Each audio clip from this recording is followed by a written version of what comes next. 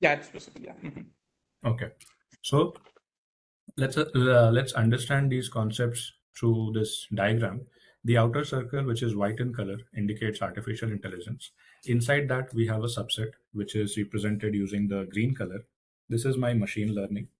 Inside machine learning, so sorry, inside machine learning, we've got this subset, or you can say subset of artificial intelligence.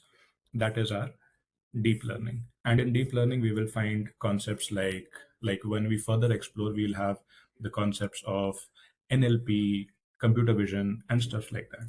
And to the very core of AI, we have a new concept that is referred to as Gen AI. So this yellow circle essentially indicates Gen AI. Very briefly, if I talk about artificial intelligence, it is the capability of a machine which can help it to produce human-like response. So if a machine starts operating like a human, if a machine starts responding like a human, we say that this machine is AI enabled. The best example is that of Alexa, I would say. Let's say if I say, Alexa, play me some music, it will not just play music, but it will also play music according to my genre. So it indicates that it has some sort of brain. Same way, if let's say you ask Alexa to play music, it will play music according to your preferences. So simple recommendation system, which is a part of AI, is operational here. And that is the reason why we call Alexa to be a AI enabled product. So that is what AI is. Again, we can classify AI into different types. Like there is something known as narrow AI, general AI, and then we have this super AI. But again, given the time constraint, I'm not getting into it.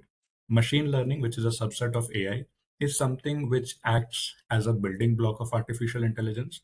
And it is something which helps us in realizing artificial intelligence. So I can say machine learning, and for that matter, deep learning, is artificial intelligence in practice. When we try to further explore machine learning, we have three essential types. There's something known as supervised machine learning, unsupervised machine learning, and then we have reinforcement machine learning. But again, let's focus more on the Gen AI aspect. That's why I'm sort of skipping these fundamentals. And then comes deep learning. Now, when it comes to deep learning, it is essential for us to focus more on this area. Why? Because the foundation of Gen AI somewhere lies in deep learning. We talk about Gen AI large language models. And when we try to dive deeper into Gen AI large language models, we find that for all of these large language models, whether it is Llama, it is GPT, whatever, the base architecture is that of a transformer. So that is the reason why it is essential for us to have a very strong foundation in deep learning so as to understand and leverage the potential of Gen AI. So deep learning, again, it involves the concept of neural networks. And in deep learning, the kind of problems, the kind of data that we essentially couldn't solve using machine learning that were, related to unstructured data, that is something which we were able to solve nicely in deep learning. For example, let's say if we have some images and we are supposed to do image classification. So that is something which we couldn't do using machine learning. It didn't have that potential. But using deep learning, it's very much possible. Same way, if you are working on text data, that is where deep learning will be very helpful. So specifically when we have a use case which deals with unstructured data, that is where deep learning will become operational. And we people, we are living in an era where we are generating data which is mostly unstructured in nature. Obviously, we have structured data in the form of Excel sheets, CSV files, but mostly the data that we generate is unstructured. And it is essential for us to process that data, derive insights from that data, and only then we will be able to get some meaningful insights and some decision making capabilities out of that data, in which obviously artificial intelligence and data science concepts help us. Now, if you observe this diagram, again, just to add a point to our discussion, when we talk about deep learning, we have three essential types of neural networks. There is something known as artificial neural network, we have convolution neural network, and we have recurrent neural network. Right. Now, If I talk about the other aspect of our discussion, if you observe, deliberately, I have had AI on the left, right hand side, machine learning on the right hand side, deep learning on the right hand side, but deliberately I had Gen AI on the left hand side. There is a reason why I have, you know, indicated Gen AI on the other side. The reason is there is a clear cut distinction between artificial intelligence and generative artificial intelligence. When we talk about classical artificial intelligence, here we are more interested in predicting the output. That output can be, some binary classification, some multi-class classification, some regression-based problem, anything for that matter. But we are most, like more interested in predicting the output. What kind of output are we going to have? That is something, we deal in when we talk about artificial, or you can say classical artificial intelligence. But when it comes to generative AI, you'll find that the name itself suggests us that we are talking about generation. That means here we are not just interested in the output, we are also interested in generating this output. For example, when we talk about generative AI, we've got something known as a text to text model. The best example is ChatGPT, obviously. So ChatGPT is a very good example. Same way, Gemini is a very good example. For text to text based models, you will give some text prompt and it will generate text response for you. Another example or another use case where you'll find Gen AI is text to image. Text to image.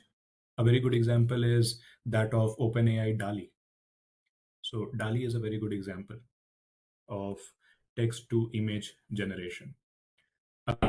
We have got something known as stable diffusion. Stable diffusion. This is another model which we can use in order to generate AI-based images from text prompt. Same way, we can perform text to videos. For this, again, we have OpenAI Sora. Although Sora has not been made commercial, but if you visit the website of Sora, OpenAI Sora, you'll find that it has some really interesting and, I should say, very mesmerizing videos that are actually generated by simple prompts given by our model, right? So Sora is there. Similarly, if you want to experience videos that are based out of text, you can even explore Gen. Now we even have Gen 3, but for Gen 3, we'll have to have credits. Gen 2 gives you some 100 credits that we can make use of, and we can generate some AI-based videos. So that is again another use case where Gen AI is useful. Same way, it is used for generating audio, just like video. It is something which can be used for generating audio. For example, there is something known as Wally. So DALI is for image generation, Wally is for audio. And then comes text to code, which people like us very frequently use. Best example is GitHub Copilot. So GitHub Copilot. All in all, what I want to say is when we talk about generative AI, we do understand that here we are generating something. We are generating the response. Now that response can be in the form of text, it can be in the form of image, it can be in the form of video, audio, code, whatever, right? This is what Gen AI is. And again, in order to realize Gen AI, in order to create some Gen AI models, there are again multiple associated concepts. For example, if you are supposed to create a customized chatbot for your organization, you will have to dive deeper into these LLMs. You will have to decide. Yes, I totally get it, Ashutosh. Can I just jump into the core transformer architecture? I totally accept it, actually, considering the time that's fine. Can you Yeah, just yeah, yeah. explain me something technical, like on the transformer architecture, how it works? Like from the technical point, I just want some discussion. Sure, sure, sure, sure, sure. So if I talk about the transformer architecture, let us first understand the base architecture, then we can dive deeper into it. If I say, let's say, hi, uh, I am Ashutosh, or for that matter, Ashu for the time being. The output, let's say I'm using transformer for the purpose of language translation. So it says, let's say, Namaste, Namaste, Mera naam, Ashutosh hai or Ashu hai, something of that sort. This is a simple language translation transformer which we have. Now, essentially, there was this research paper which is referred to as Attention is All You Need. And in this research paper, the kind of architecture these people had proposed, according to them, we will have a set of encoders here and we will have a set of decoders here. And again, after doing multiple permutations and combinations, these researchers, they came to this conclusion that when we have a total of 6 encoders and when we have a total of 6 decoders, the output which gets generated is really useful, is really something that we can rely on. So this is a very simple architecture of a transformer. And when we try to dive deeper into the architecture of transformer, for example, when we try to dive deeper into this encoder and decoder structure, how will it look like? I'm just creating one simple, I should say, cell. Similarly, we can have other cells also. So let's say I'm having one encoder cell here. Here, what happens is we will have one cell here, something like this, and another cell will be here. Yeah, something like this. So what happens is there is this concept of self-attention which comes into play. So self-attention will take place. Obviously, the input that we provide will first get converted into its vectorial representation. We'll have the embeddings with us, and then self-attention will take place on top of our embeddings. And this layer that we have, this layer is simply a feed-forward neural network. This is a feed-forward neural network, which will help us in passing the information to the next set of encoder. This is a simple encoder. Same as this, we'll be having 5 more. So this is one encoder, and piled on top of it, we'll be having another encoder, and so on. This is a base understanding of encoder. And when it comes to decoders, we'll find that the architecture is slightly similar. Like we do have self-attention mechanism here also. We do have feed-forward neural network here also. But along with that, we have one additional layer in decoders that is basically referred to as encoder-decoder attention.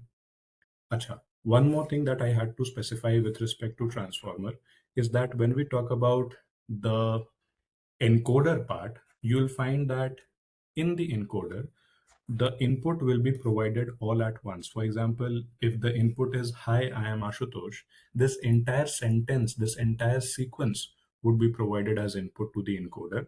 And the decoder is supposed to generate the Hindi translation of it. That output is generated one by one. This is a very important point that one needs to understand with respect to the working of a transformer, that encoder will take the entire input corpus at once, but when it comes to generation from the decoder side, it is getting done one after the other, right? So that is an important point which I sort of missed 2-3 minutes back. And here, if I talk about the decoder architecture, we do understand that here we'll have self-attention mechanism, we'll have the feed forward neural network, and in between we will have this encoder decoder uh, attention. Another point that we should remember with respect to the decoder is that when we talk about this self-attention or all of these things, there is a very important concept of positional encoding that comes into play. Positional encoding essentially will do what?